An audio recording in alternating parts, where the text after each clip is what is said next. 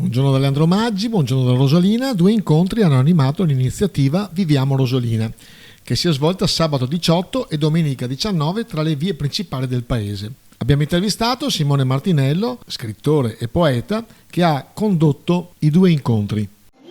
Simone Martinello, curatore e anche conduttore dei vari incontri che si sono tenuti all'Auditorium Sant'Antonio, e un bilancio di queste giornate. Insomma, ieri pomeriggio è promesso andata bene, grazie anche alla giornata. Oggi ci sono più espositori, anche insomma, le associazioni hanno portato più cose e quindi si spera che la gente venga coinvolta in modo insomma bello, ecco. Poi alle 4 c'è il primo di due incontri che abbiamo chiamato culturali, viene uno scrittore di Vicenza, Paolo Stella, che è anche architetto, si definisce architetto gioioso perché crea siti un po' particolari legati al tema del gioco, soprattutto per i bambini. E presenta un libro che ha un titolo curioso che si chiama Incursioni di enigmistica botanica. Parla in questo romanzo brevemente di un gruppo di persone si mette insieme per salvaguardare un bosco che vogliono distruggere.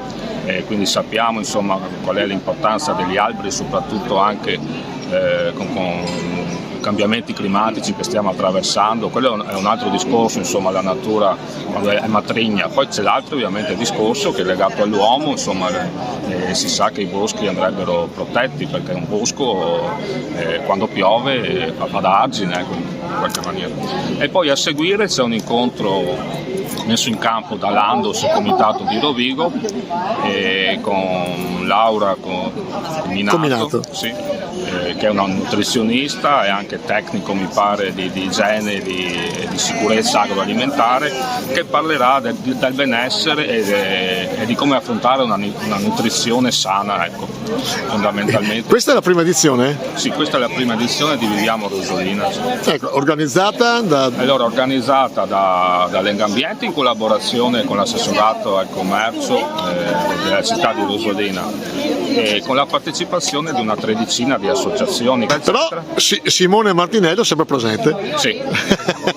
Grazie Simone. Per la cultura, grazie a lei. Ecco, noi ricordiamo che Rosolina Mare, di bellissimi incontri che fa Simone, scrittore, poeta e non solo, e grazie ancora. Grazie a lei.